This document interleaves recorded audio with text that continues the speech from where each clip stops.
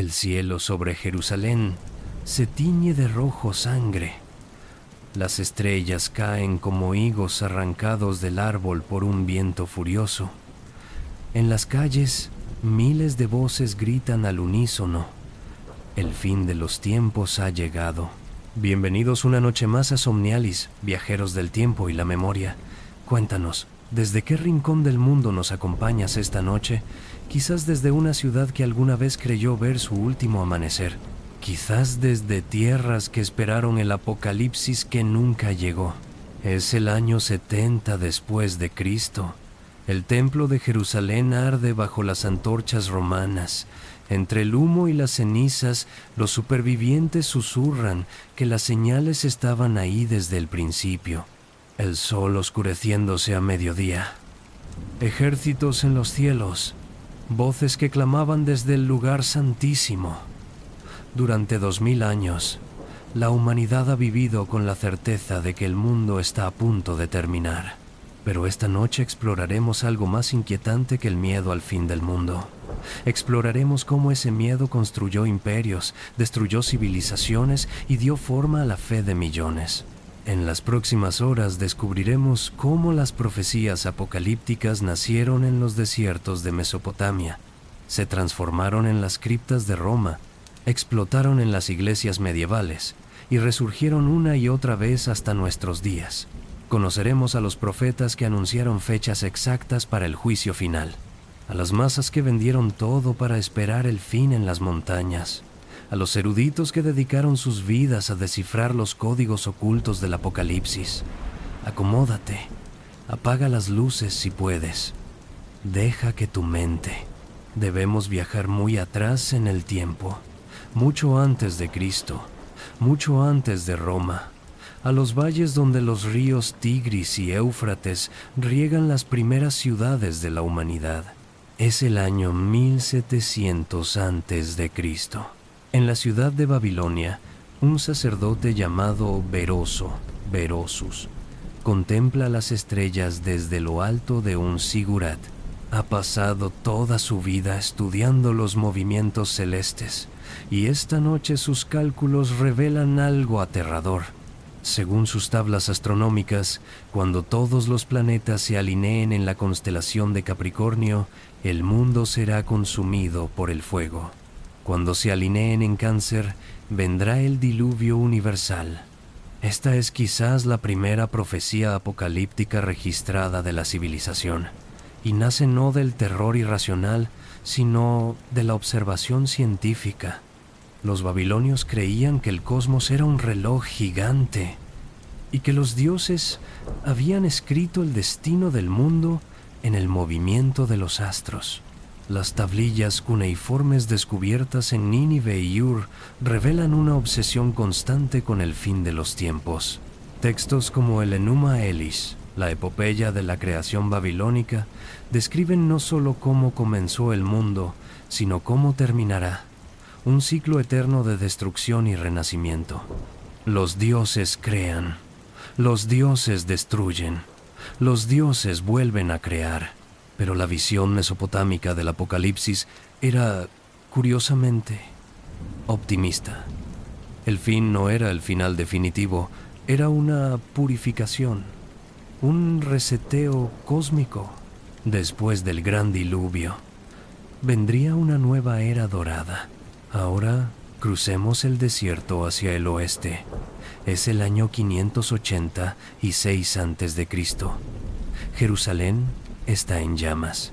El rey Nabucodonosor II de Babilonia ha conquistado la ciudad sagrada de los judíos. El templo de Salomón, maravilla del mundo antiguo, es reducido a cenizas. Los supervivientes son arrastrados en cadenas hacia el exilio en Babilonia. Imagina por un momento lo que significa esta tragedia. Para los judíos, el templo no era simplemente un edificio religioso. Era el lugar donde habitaba Yahvé, su Dios. Era el centro del universo. Su destrucción no es solo una derrota política o militar, es una crisis cósmica. Es el fin del mundo tal como lo conocen. Y es precisamente aquí, En el exilio babilónico, donde nace la literatura apocalíptica judía, entre los exiliados hay un joven sacerdote llamado Ezequiel. Una tarde, mientras camina junto al río Quebar, el cielo se abre.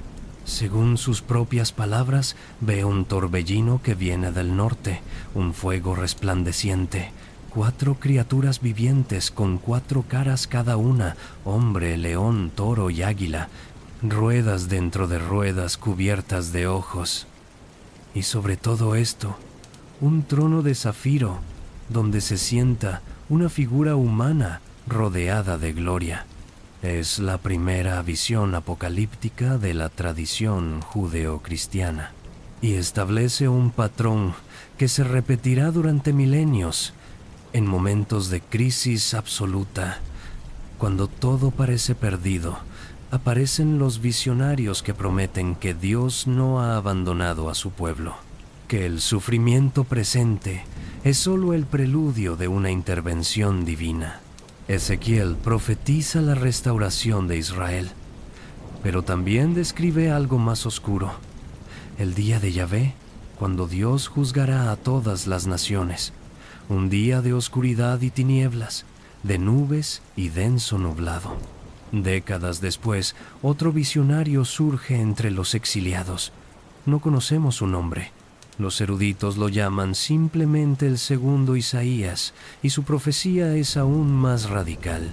Este profeta anónimo no solo promete la restauración de Israel, habla de un siervo sufriente que cargará con los pecados del mundo, de cielos nuevos y tierra nueva donde no habrá llanto ni dolor, de un reino de paz eterna, donde el león pastará junto al cordero.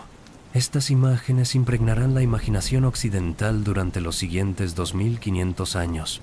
Pero hay que entender algo crucial. Para los profetas judíos del exilio, el Apocalipsis no era el fin del mundo físico. Era el fin de un orden político y social injusto. Era la promesa de que los imperios que oprimían al pueblo de Dios serían derrocados, que los débiles heredarían la tierra, que la justicia finalmente triunfaría. Es una literatura de resistencia, de esperanza en medio de la desesperación. Ahora debemos saltar 3 siglos hacia adelante. Es el año 164 antes de Cristo. En Judea, otro imperio extranjero gobierna con mano de hierro. Esta vez son los Seleucidas, herederos del imperio de Alejandro Magno, y su rey, Antíoco IV Epífanes. Antíoco Epífanes ha decidido que los judíos deben abandonar sus costumbres bárbaras y helenizarse. Prohíbe la circuncisión, prohíbe guardar el sábado, y comete el sacrilegio definitivo. Erige una estatua de Zeus en el templo de Jerusalén y sacrifica cerdos sobre el altar. Los judíos piadosos están horrorizados.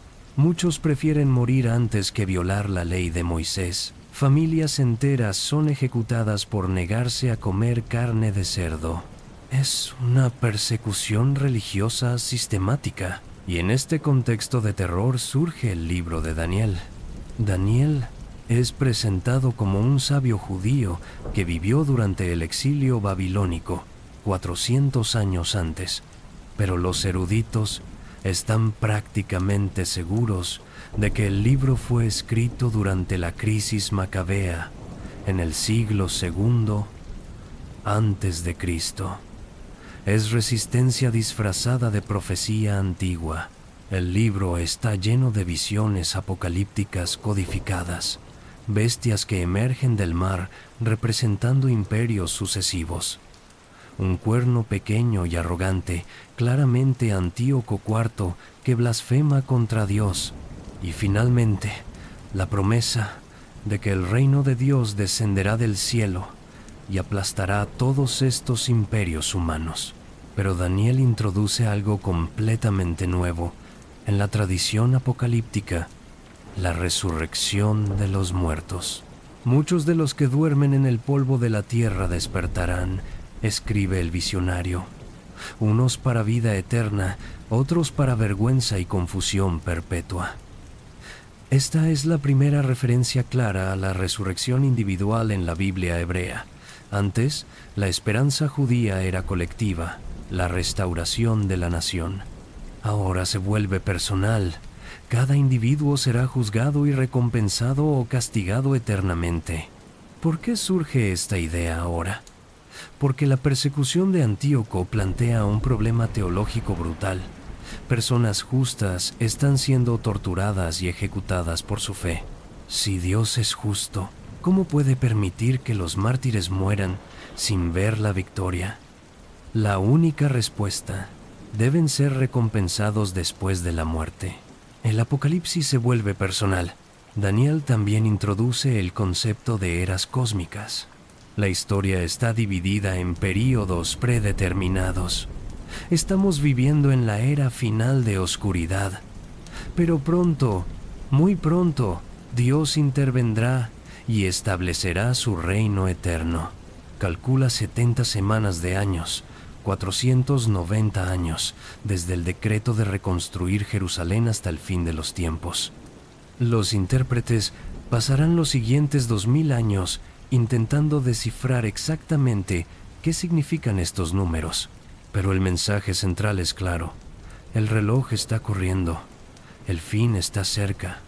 Mantente fiel. La recompensa viene. Ahora crucemos las páginas del tiempo hasta una pequeña provincia del Imperio Romano. Galilea, en el extremo oriental del Mediterráneo.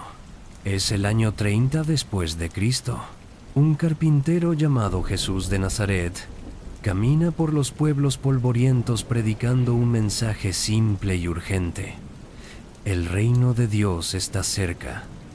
Arrepiéntanse y crean en la buena noticia. No está cerca en sentido metafórico. Está cerca en el sentido más literal e inmediato.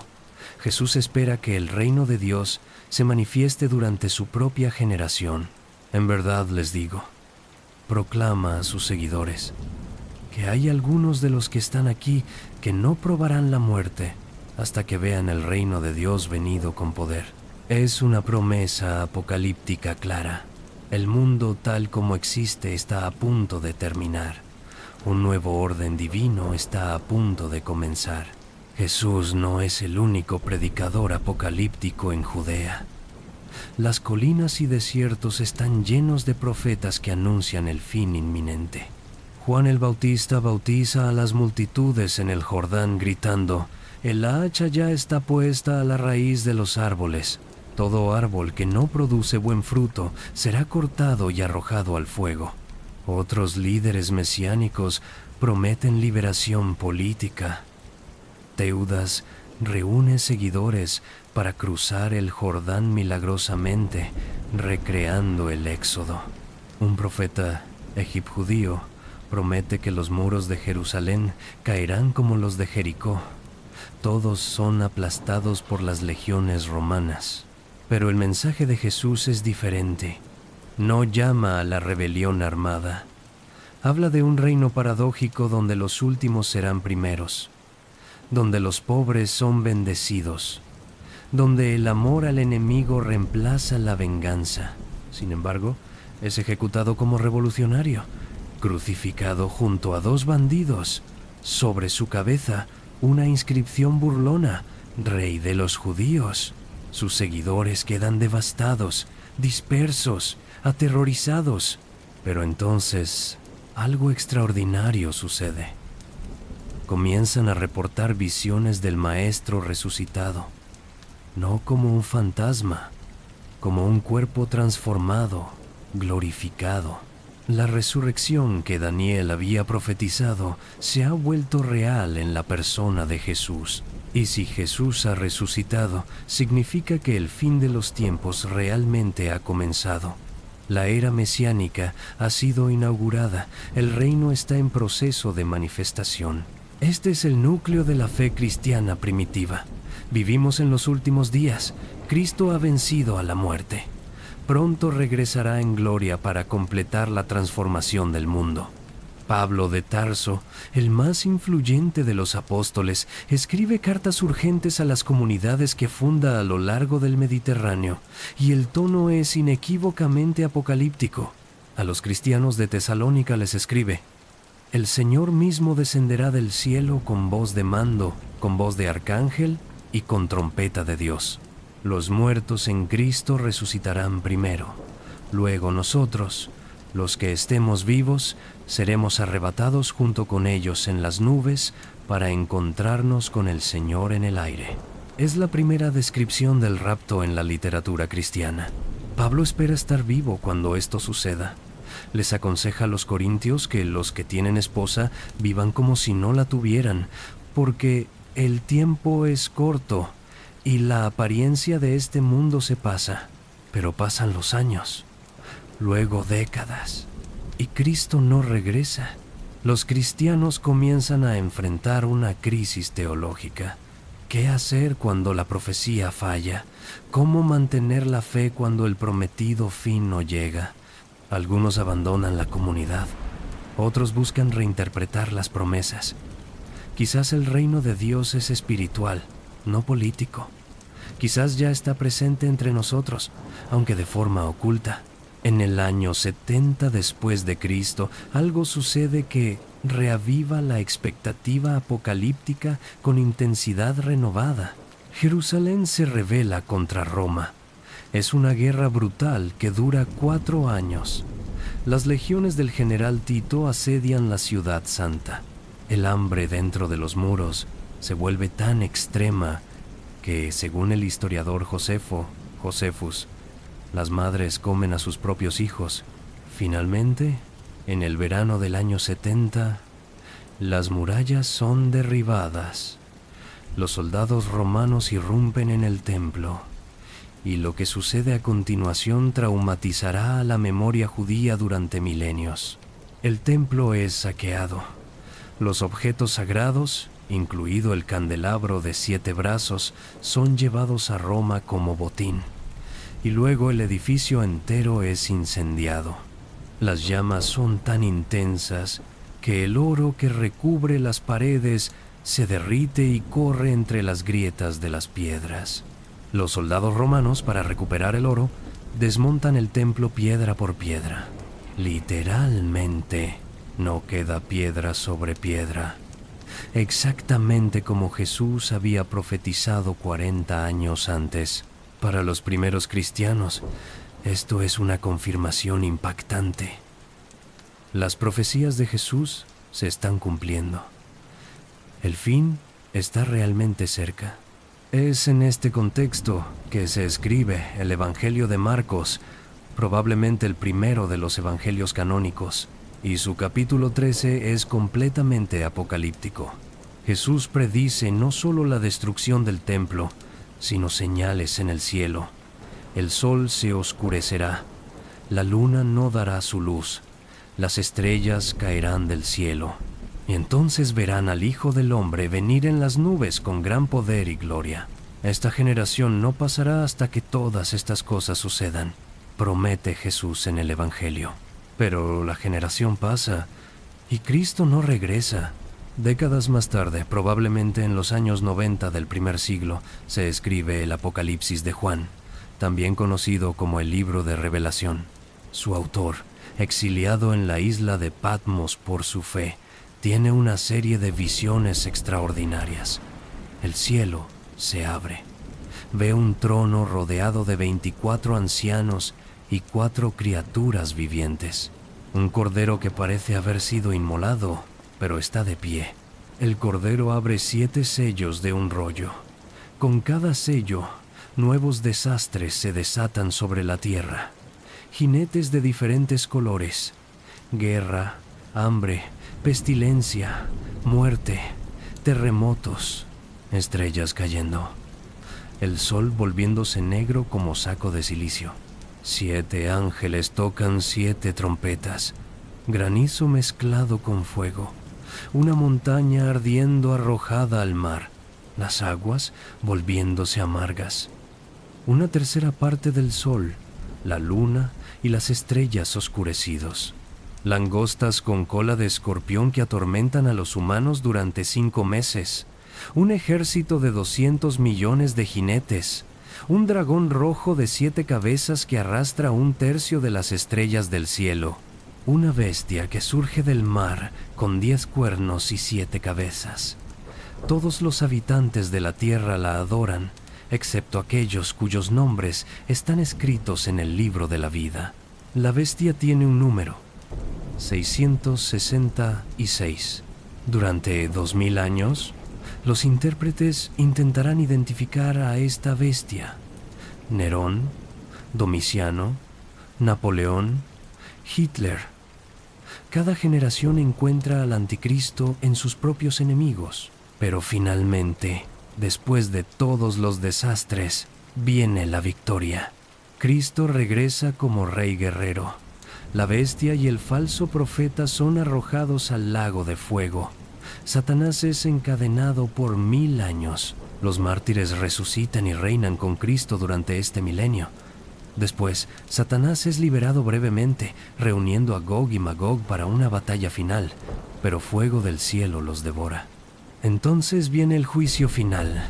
Los muertos, grandes y pequeños, están de pie ante el trono de Dios.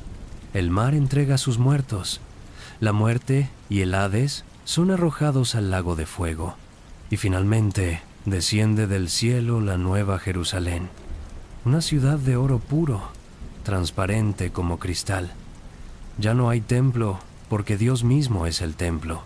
No hay sol ni luna, porque la gloria de Dios la ilumina. Ya no hay muerte, ni llanto, ni dolor. Las primeras cosas han pasado. Es una visión de esperanza arrebatadora para comunidades perseguidas. El sufrimiento presente es temporal. La victoria final está garantizada. Solo deben resistir un poco más. El libro termina con Jesús prometiendo: ciertamente vengo pronto, y la respuesta anhelante de la iglesia: amén. Ven, Señor Jesús. Pero pasan los siglos, y Cristo no regresa. El imperio romano se tambalea. Es el año 410 después de Cristo. Por primera vez en 800 años, Roma es saqueada.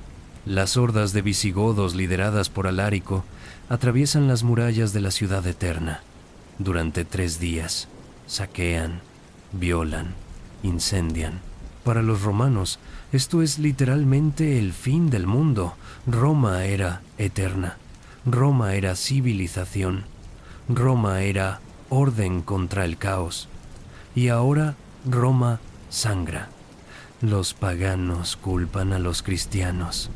Abandonamos a los antiguos dioses. Gritan: y miren lo que nos ha sucedido. Júpiter nos ha abandonado porque adoramos al Dios de los judíos. Un obispo africano llamado Agustín de Hipona se sienta a escribir una respuesta. Le tomará 13 años completar su obra maestra, La ciudad de Dios. Y en este tratado masivo, Agustín hace algo revolucionario. Reinterpreta completamente el Apocalipsis cristiano. Según Agustín, el reino de Dios ya está presente. Es la Iglesia.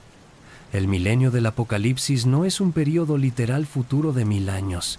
Ya comenzó con la resurrección de Cristo. Satanás ya está encadenado, aunque no completamente impotente. La historia humana es una batalla entre 2 ciudades. La ciudad de Dios, fundada en el amor a Dios, y la ciudad terrenal, fundada en el amor propio. Estas 2 ciudades están mezcladas en el mundo presente. Solo en el juicio final serán separadas definitivamente. ¿Cuándo será ese juicio? Nadie lo sabe, ni siquiera los ángeles, solo Dios. Y mientras tanto, los cristianos no deben especular sobre fechas o buscar señales. Deben vivir virtuosamente, construir la ciudad de Dios mediante la caridad y la justicia. Esperar pacientemente el retorno de Cristo sin obsesionarse con ello. Esta interpretación amilenialista, como se conocerá, se convierte en la posición oficial de la Iglesia Católica durante más de 1000 años. desactiva la urgencia apocalíptica, institucionaliza la esperanza. El fin vendrá, sí, pero no hay prisa. La Iglesia tiene trabajo que hacer en el mundo presente, pero no todos están satisfechos con esta domesticación del Apocalipsis. Saltemos ahora al año 999, el último año del primer milenio cristiano. Por toda Europa, el pánico se extiende. Monjes y predicadores proclaman que el fin del mundo llegará con el cambio del milenio. Los campesinos abandonan sus campos sin cosechar. ¿Para qué plantar si el juicio viene en meses? Las peregrinaciones a Jerusalén se multiplican. Miles quieren morir en Tierra Santa cuando Cristo regrese. Los nobles donan sus propiedades a los monasterios, buscando asegurar su salvación en las horas finales. La medianoche del 30 y 1 de diciembre del año 999, las iglesias están repletas. La gente ora, llora, se confiesa de pecados olvidados. Esperan que el cielo se abra de un momento a otro. Pero el amanecer llega, el año 1000 comienza y el mundo continúa.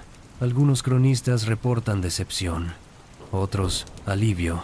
Los campos deben ser plantados nuevamente. La vida debe continuar. Sin embargo, los historiadores modernos debaten cuán extendido fue realmente este pánico milenarista. Muchas de las crónicas sobre el terror del año 1000 fueron escritas décadas o siglos después, posiblemente exageradas o inventadas. Lo que sí sabemos es que la expectativa apocalíptica no desapareció, simplemente se transformó. En el siglo XI, el Papa Urbano II convoca la Primera Cruzada, y su llamado está saturado de lenguaje apocalíptico. Jerusalén debe ser liberada de los infieles antes de que Cristo pueda regresar. Los cruzados que mueran en la batalla serán mártires, garantizados el cielo. Cuando los cruzados finalmente conquistan Jerusalén en el año 1099, el baño de sangre es espantoso. Caminan hasta los tobillos en sangre musulmana y judía. Según los cronistas, después de la masacre, se reúnen en la iglesia del Santo Sepulcro y cantan himnos de alabanza. Creen estar cumpliendo profecías, preparando el camino para el reino milenial. Pero Jerusalén se pierde y se reconquista varias veces en los siguientes 200 años. Y Cristo no regresa. En el siglo XII, un monje italiano llamado Joaquín de Fiore desarrolla una nueva teología de la historia. Según Joaquín, la historia humana está dividida en 3 edades, correspondientes a la Trinidad: la edad del Padre, la era del Antiguo Testamento, dominada por la ley; la edad del Hijo, la era de la Iglesia, dominada por la gracia; y pronto, muy pronto, comenzará la edad del Espíritu Santo, una era de amor perfecto, iluminación espiritual, sin necesidad de instituciones. Los monjes contemplativos reemplazarán a los sacerdotes. El mundo entero se convertirá en un monasterio. Joaquín calcula que esta tercera edad comenzará alrededor del año 1260. La Iglesia oficial condena sus ideas como herejía, pero entre los franciscanos espirituales, los movimientos místicos, los disidentes de todo tipo, las ideas de Joaquín se propagan como fuego. El año 1260 llega. La tercera edad no comienza. Joaquín es olvidado por un tiempo, pero su esquema de las 3 edades influirá profundamente en el pensamiento occidental, influirá en los revolucionarios franceses, en los idealistas alemanes como Hegel, en los marxistas. Siempre la promesa de una tercera era donde las contradicciones de la historia se resolverán. Mientras tanto, en el siglo XIV, Europa es devastada por la peste negra. Entre 1347 y 1353, aproximadamente un tercio de la población europea muere. Aldeas enteras quedan vacías. Los muertos son tantos que no pueden ser enterrados apropiadamente. Se apilan en fosas comunes. El hedor de la muerte cubre el continente. Para quienes sobreviven, esto es claramente el Apocalipsis, una de las plagas del libro de Revelación. El jinete pálido llamado Muerte, cabalgando sin restricción. Aparecen movimientos de flagelantes, procesiones de hombres y mujeres que se azotan públicamente, creyendo que mediante el dolor pueden apaciguar la ira de Dios. Cantan himnos apocalípticos mientras la sangre corre por sus espaldas. También aparecen chivos expiatorios. Los judíos son acusados de envenenar los pozos. En toda Europa, comunidades judías son masacradas, quemados vivos en sinagogas, arrojados a ríos. El Apocalipsis revela lo peor de la humanidad. Las danzas macabras se vuelven populares en el arte. Esqueletos danzando con reyes y campesinos por igual. La muerte no discrimina. Todos bailaremos con ella eventualmente. El memento mori, recuerda que morirás, se convierte en un tema obsesivo. Pinturas de santos contemplando calaveras, esculturas de tumbas que muestran al difunto como un cadáver en descomposición, comido por gusanos. El fin del mundo está en todas partes, excepto que el mundo se niega a terminar. En el siglo XV, un predicador dominico llamado Girolamo Savonarola, Jerónimo Savonarola, toma control de Florencia, convierte la ciudad en una teocracia. Organiza las famosas hogueras de las vanidades, donde se queman libros, pinturas, cosméticos, instrumentos musicales, todo lo considerado pecaminoso. Savonarola predica que Florencia es la nueva Jerusalén, que pronto un papa angélico reformará la iglesia, que luego vendrá el anticristo y finalmente el reino milenial. Fecha el inicio del milenio para el año 1500. Da detalles específicos, nombres, eventos concretos.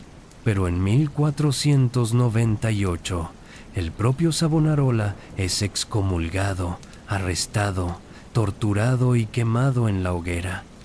Sus cenizas son arrojadas al río Arno para que no queden reliquias. El año 1500 llega. El milenio no comienza. Y sin embargo, la expectativa apocalíptica no muere, porque hay algo profundamente humano en ella. En tiempos de crisis, necesitamos creer que el sufrimiento tiene significado, que hay un plan, que el final está cerca y traerá justicia. El Apocalipsis es, paradójicamente, una narrativa de esperanza. Es el 31 de octubre de 1517.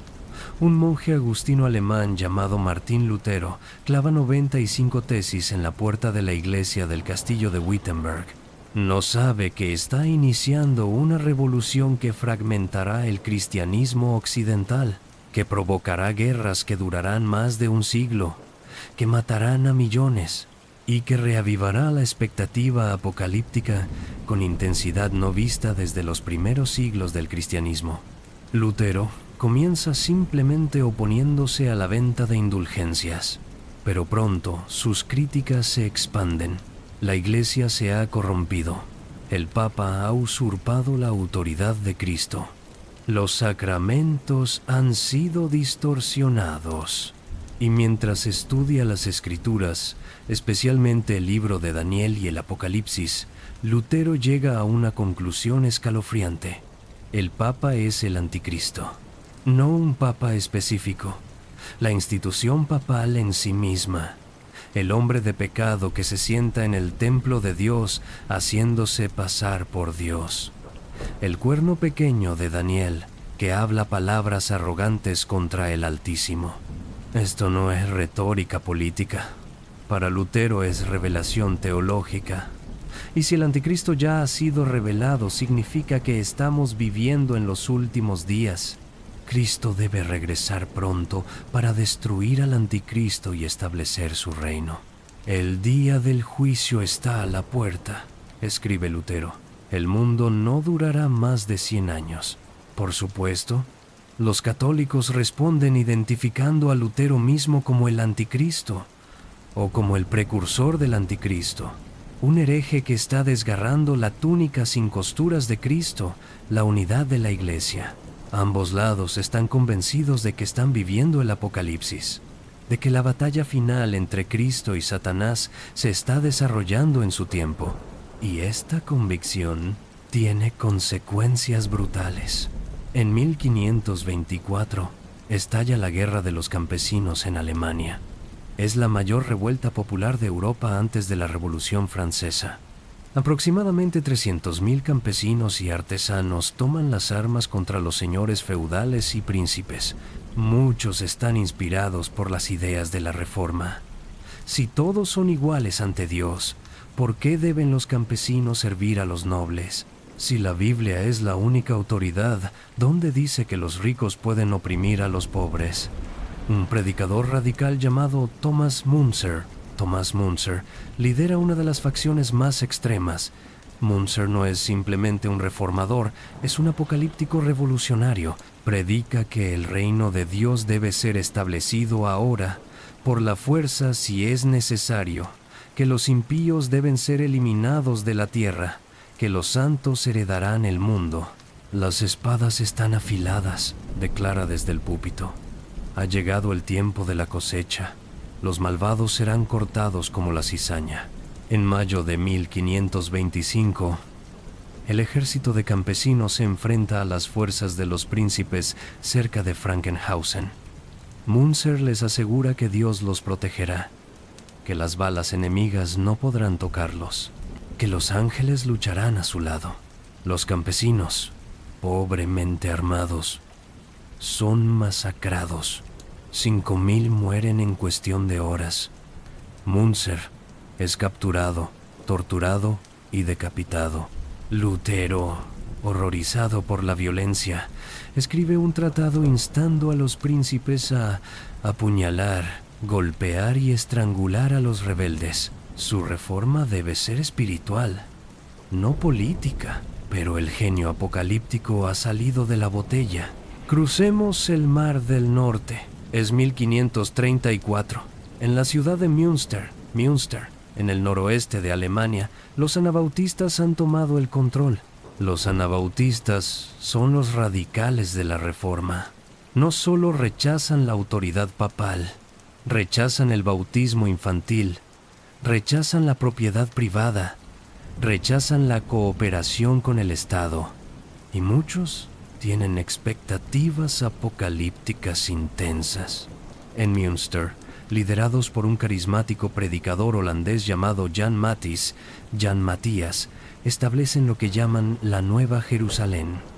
Expulsan a todos los católicos y luteranos que se niegan a rebautizarse, instituyen la comunidad de bienes, queman todos los libros excepto la Biblia. Matthias profetiza que el día de Pascua de 1534 Dios destruirá a todos los impíos de la tierra. Solo Münster se salvará, convirtiéndose en el centro del reino milenial. La Pascua llega, el mundo no es destruido. Poco después, Matthias lidera una salida contra las fuerzas que asedian la ciudad. Es muerto casi inmediatamente. Su cuerpo es desmembrado y exhibido en las murallas. Otro líder surge, Jan de Leyden, un joven sastre con dotes histriónicas. Se declara a sí mismo rey de la Nueva Jerusalén, el heredero del rey David, el que reinará hasta que Cristo regrese. Instituye la poligamia obligatoria, citando el Antiguo Testamento. Él mismo toma 16 esposas. Una de ellas, que lo critica públicamente, es ejecutada. Él personalmente la decapita en la plaza del mercado. Mientras tanto, el asedio se intensifica. La comida se agota.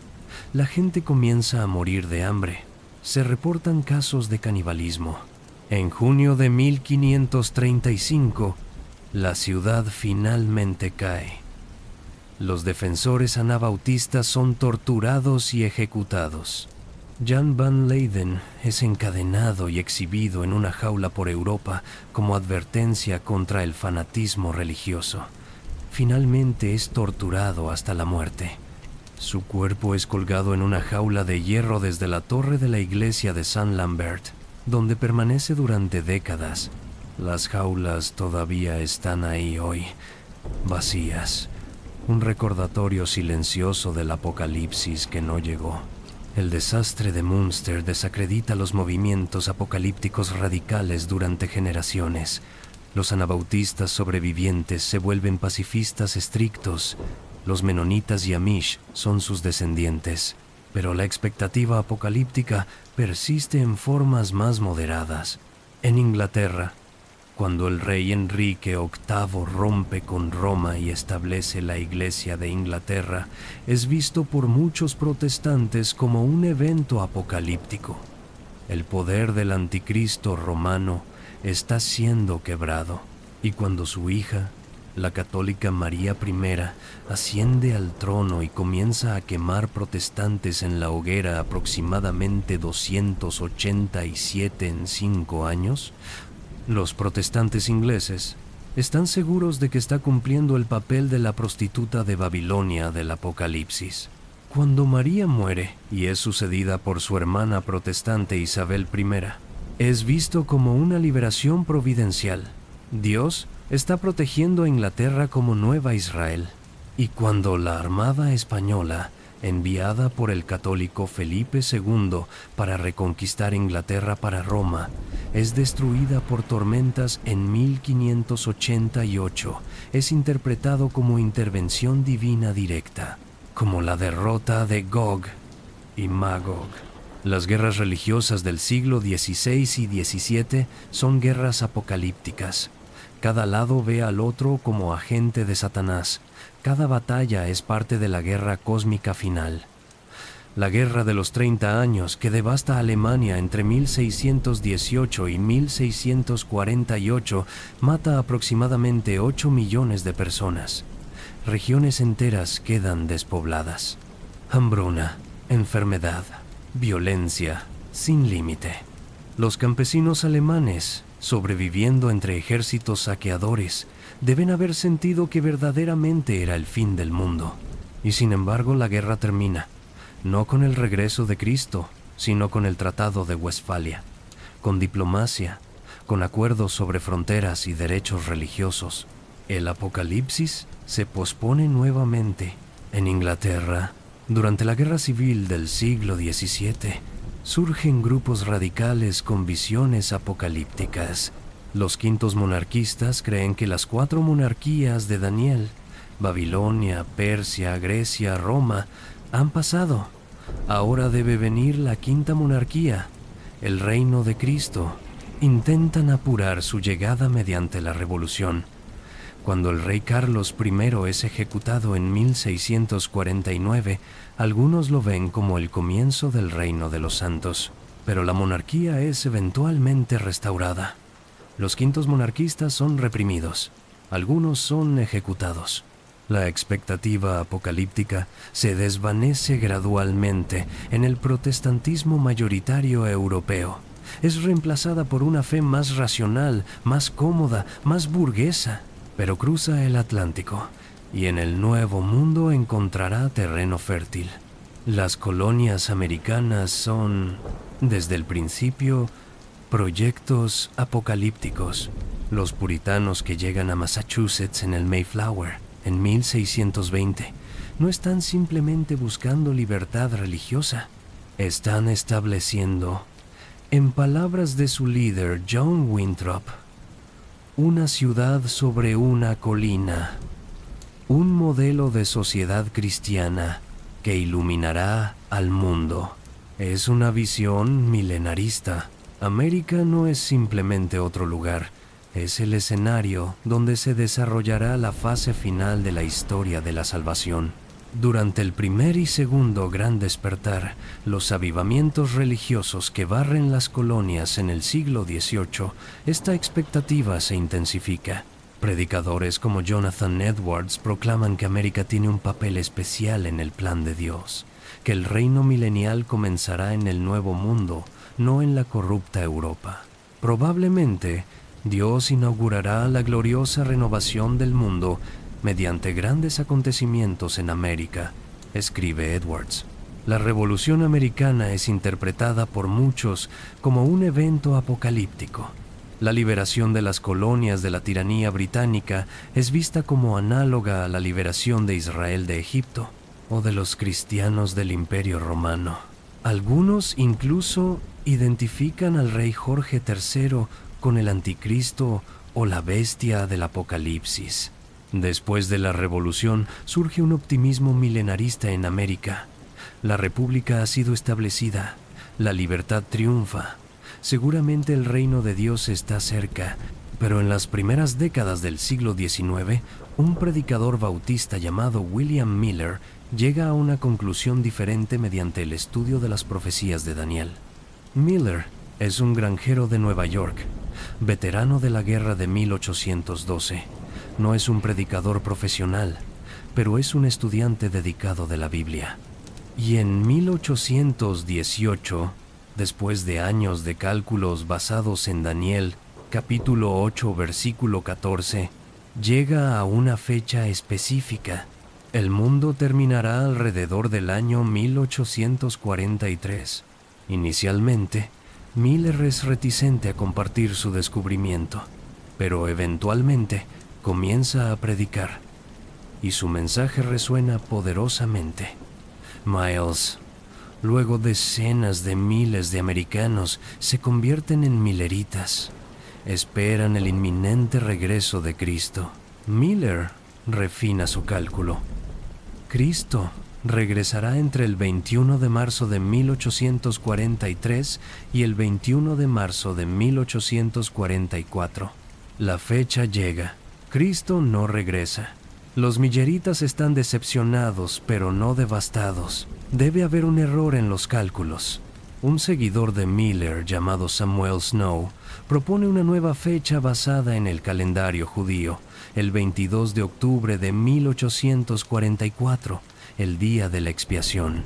Esta vez, la expectativa alcanza un fervor sin precedentes. Los milleritas venden sus propiedades, abandonan sus cosechas, se visten con túnicas de ascensión blancas, se reúnen en campos y graneros para esperar el rapto. La noche del 21 de octubre, miles se congregan, cantan himnos, lloran, oran, esperan ver el cielo abrirse.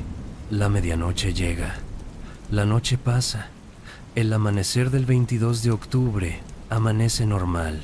Cristo no ha regresado. Lo que sigue se conoce como la gran decepción. Miles abandonan la fe completamente. Otros intentan racionalizar. Tal vez el evento sí ocurrió, pero fue invisible. Tal vez Cristo entró en el lugar santísimo del templo celestial, comenzando un juicio investigador. Esta reinterpretación será la base de la Iglesia Adventista del Séptimo Día, que todavía existe hoy con millones de miembros en todo el mundo. Pero para muchos, el fracaso de la profecía de Miller es el fin de la especulación apocalíptica seria en América. Excepto que no lo es. En Nueva York, en la década de 1870, un comerciante de telas llamado Carlos Taze Russell, comienza a publicar un magazine llamado La Torre del Vigía. Russell desarrolla una cronología bíblica elaborada. Según sus cálculos, Cristo regresó invisiblemente en 1874. Los tiempos de los gentiles terminarán en 1914, y entonces comenzará el Armagedón, seguido por el reino milenial. 1914 llega. La Primera Guerra Mundial estalla. Para Russell y sus seguidores, esto es claramente el comienzo del fin. Pero la guerra termina. Cristo no establece su reino visiblemente. Russell muere en 1916 sin ver el cumplimiento de sus profecías. Su sucesor, José Rutherford, refina las fechas. Ahora la predicción es 1925.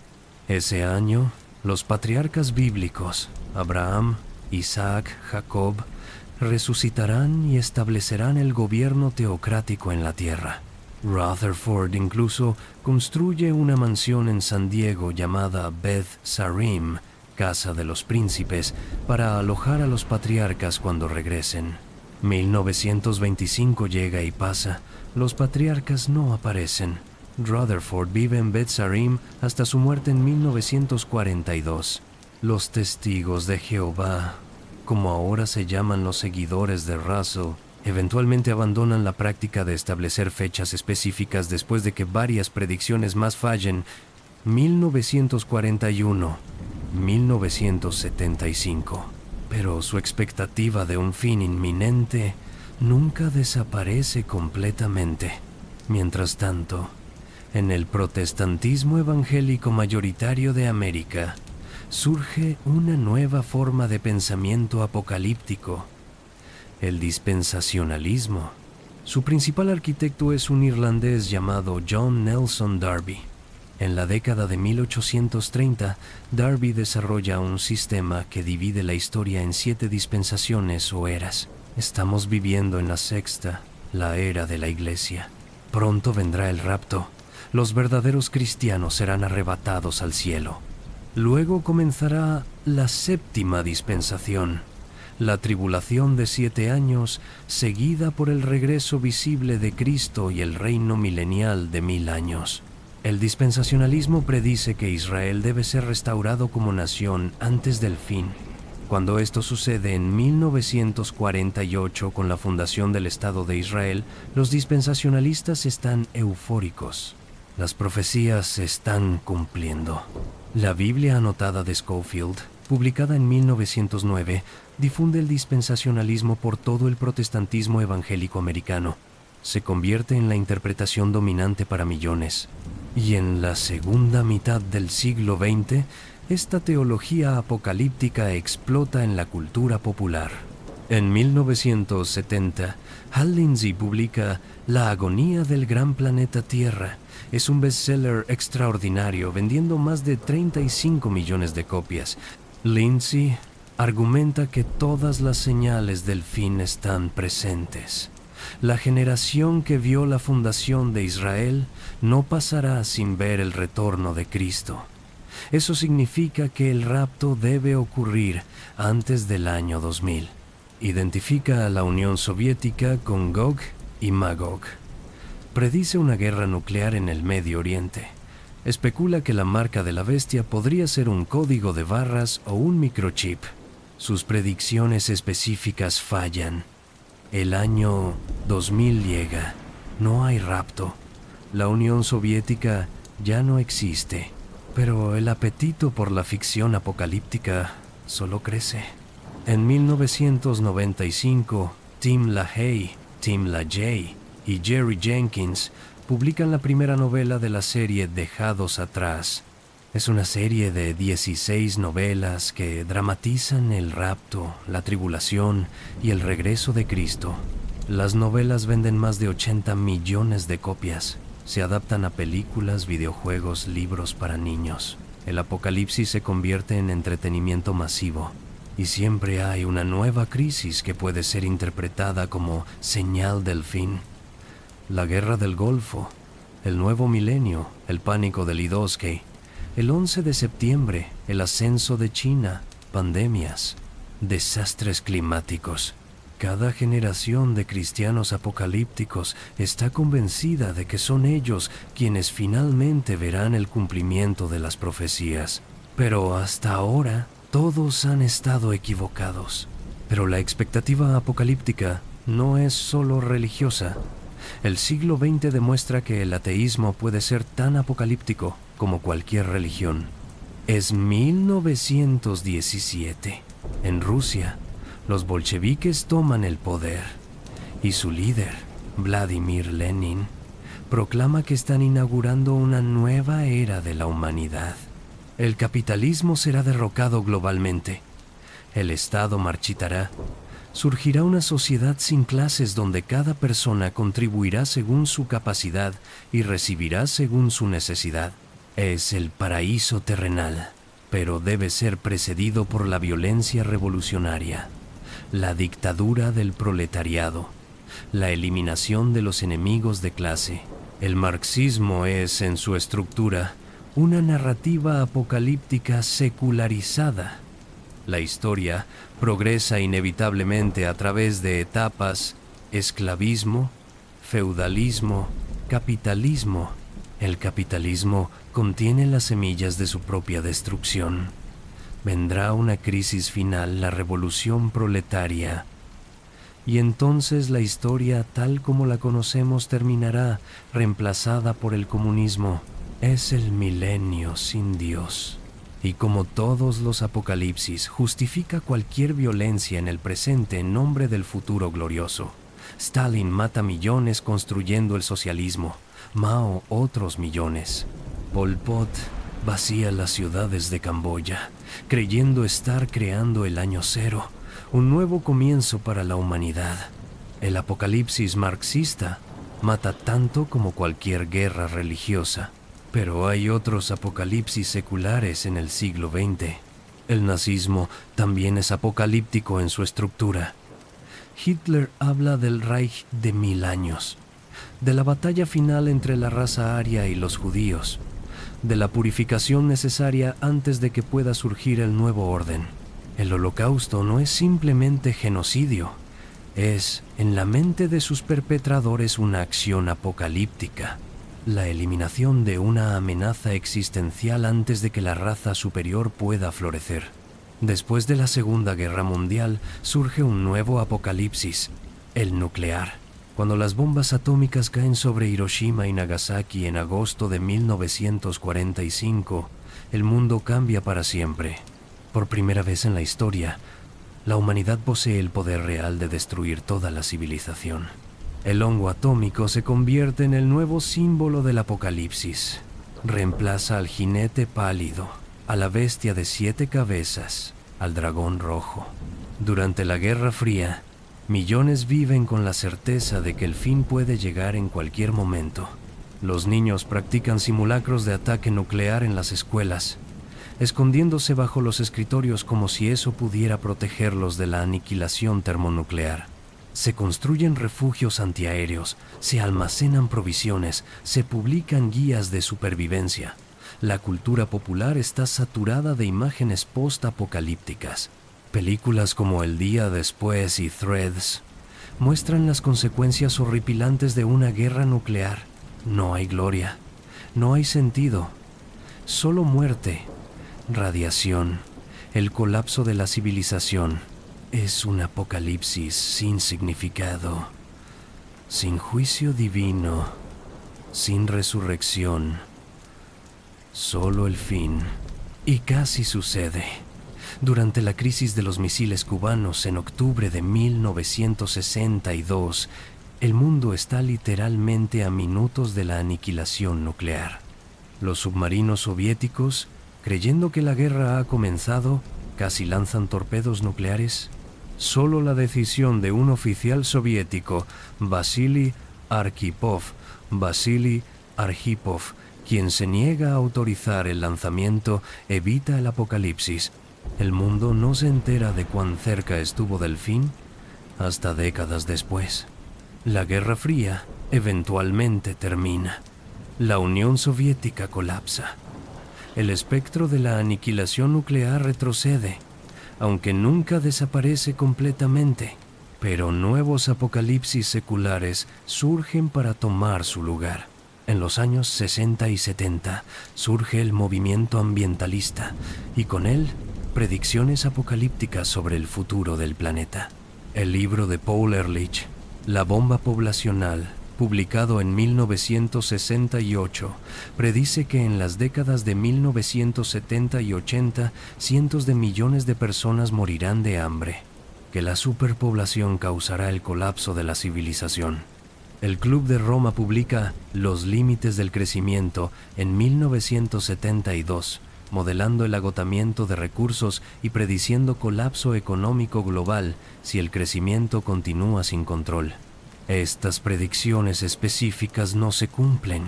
La revolución verde aumenta la producción de alimentos. Las tasas de natalidad caen en la mayoría de los países desarrollados, Pero la ansiedad apocalíptica ambiental no desaparece. Simplemente cambia de forma. El agujero en la capa de ozono, la lluvia ácida, el invierno nuclear, la deforestación, la extinción de especies y finalmente el cambio climático. Para el siglo XXI, el calentamiento global se convierte en el apocalipsis dominante en el discurso secular. Las predicciones científicas de aumento del nivel del mar, eventos climáticos extremos, colapso de ecosistemas y potencialmente la extinción humana crean una narrativa apocalíptica tan poderosa como cualquier profecía religiosa. Movimientos como Extinction Rebellion adoptan explícitamente retórica apocalíptica. Díganle la verdad, declaran. Enfrentamos una extinción masiva. La civilización está al borde del colapso. Greta Thunberg, activista adolescente, proclama ante la ONU: quiero que entren en pánico. Quiero que sientan el miedo que siento yo todos los días. Es el lenguaje de los profetas apocalípticos. Advertencia, urgencia, llamado al arrepentimiento, cambio de comportamiento, promesa de destrucción inminente si no se actúa. Y como todos los apocalipsis, existe una tensión entre predicción científica legítima y especulación alarmista, entre preparación prudente y pánico paralizante. También surgen apocalipsis tecnológicos. La inteligencia artificial se convierte en la nueva bestia. Pensadores como Nick Bostrom advierten sobre superinteligencias artificiales que podrían escapar del control humano y destruir la especie. La biotecnología plantea el espectro de pandemias diseñadas, de armas biológicas que podrían eliminar civilizaciones enteras.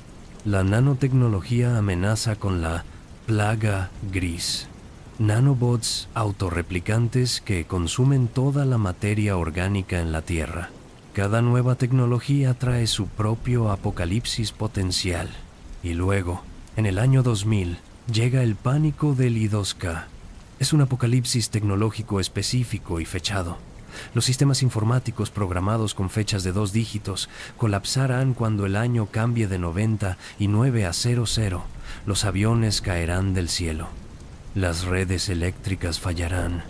Los sistemas bancarios colapsarán. La civilización moderna se detendrá.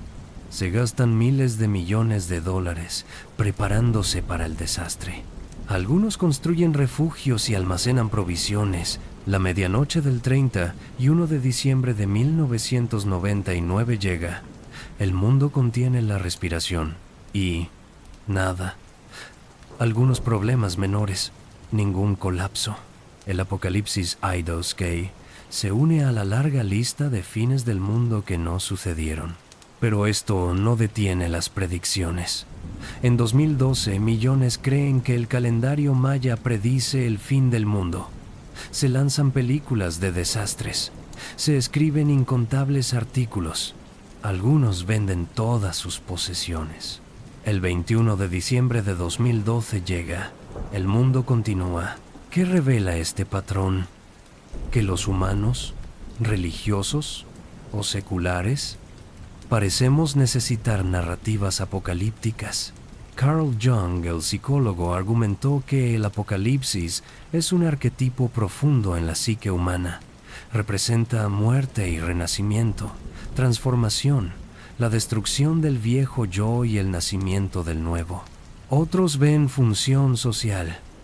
Las narrativas apocalípticas crean urgencia, motivan acción, dan significado al sufrimiento, ofrecen esperanza de que el orden injusto actual será derrocado. Los historiadores notan que los movimientos apocalípticos tienden a surgir entre los marginados y oprimidos. Los que no tienen poder en el sistema presente sueñan con su inminente destrucción. El apocalipsis es la venganza de los impotentes, pero también puede ser paralizante. Si el fin está cerca, ¿por qué plantar árboles? ¿Por qué construir instituciones? ¿Por qué invertir en el futuro? Y cuando las profecías fallan repetidamente, crean cinismo.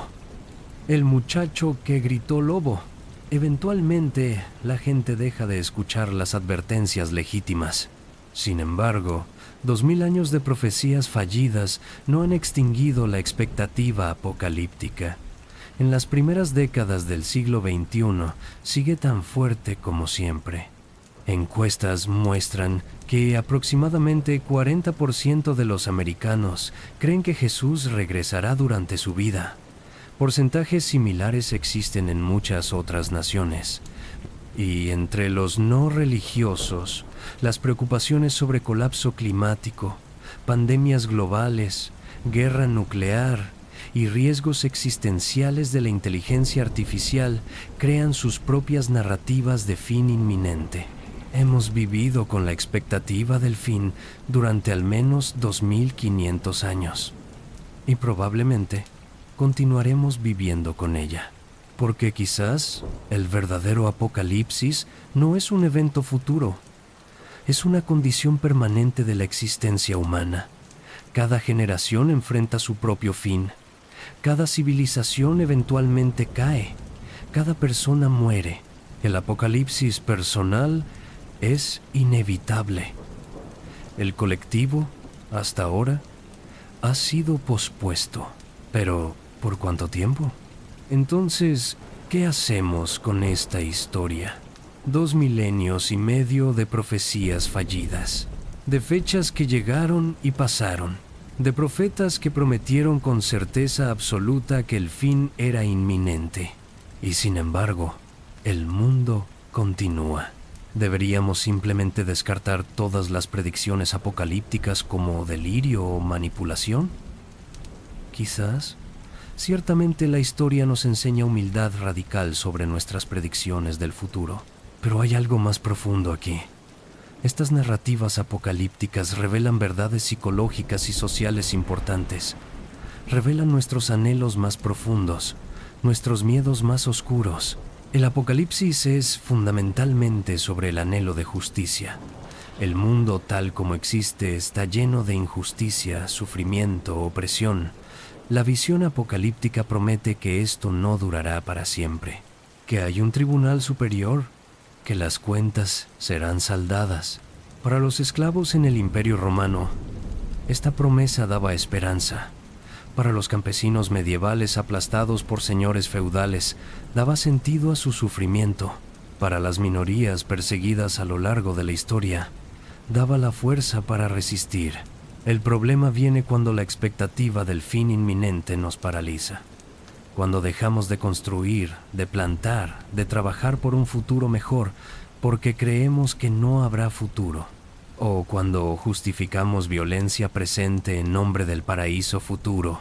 ¿Cuántos millones han muerto porque alguien creía estar acelerando el reino de Dios o la utopía sin clases? Quizás la sabiduría está en vivir como si tanto la eternidad como el mañana fueran reales, trabajar por la justicia hoy sin obsesionarnos con cronologías del fin, construir instituciones que duren generaciones mientras permanecemos conscientes de que todas las cosas terrenales son temporales. El místico judío Abraham Joshua Heschel lo expresó hermosamente. Recuerda que hay un significado más allá del absurdo. Sabe que cada hecho está precedido por maravilla, que cada uno está coronado por el asombro. El mundo puede terminar mañana. Probablemente no, pero nuestra acción moral no puede depender de predicciones sobre cuándo llegará el fin. Debe basarse en lo que es correcto ahora. Y ahora, viajeros de Somnialis, me gustaría saber de ustedes. ¿Han estado expuestos a narrativas apocalípticas en su vida? Tal vez crecieron en una tradición religiosa que esperaba el fin inminente. Tal vez experimentaron el pánico y 2K. Tal vez ahora sienten ansiedad por el colapso climático. ¿Cómo han navegado estas expectativas? ¿Han encontrado formas de mantener urgencia moral sin pánico paralizante? Déjenmelo saber en los comentarios. Este canal es una comunidad de mentes curiosas explorando la historia juntos. Sus perspectivas enriquecen estos viajes que hacemos a través del tiempo. Y si hay temas específicos que les gustaría que explorara, háganmelo saber. El pasado es vasto. Hay innumerables historias esperando ser contadas mientras ustedes buscan el sueño. Si este viaje a través de las profecías apocalípticas les ha fascinado, los invito a suscribirse a Somnialis. Cada semana exploramos historias olvidadas, ideas transformadoras, momentos que cambiaron el curso de la civilización. Este es un espacio para mentes reflexivas, para aquellos que encuentran en la historia no solo entretenimiento, sino sabiduría, para quienes buscan entender cómo llegamos a ser quienes somos y quizás hacia dónde vamos. Activen la campanita para recibir notificaciones. Compartan este episodio con alguien que disfrute de la historia profunda. Ayúdenme a construir una comunidad de aprendices perpetuos, de soñadores que exploran el pasado mientras descansan. Y ahora, mientras este largo viaje llega a su fin, espero que encuentren algo de paz en una verdad simple. Generaciones incontables antes que nosotros esperaron el apocalipsis. Vivieron sus vidas con la certeza de que eran la última generación. Amaron, construyeron, plantaron árboles bajo cuya sombra nunca se sentarían, creyendo que el fin era inminente.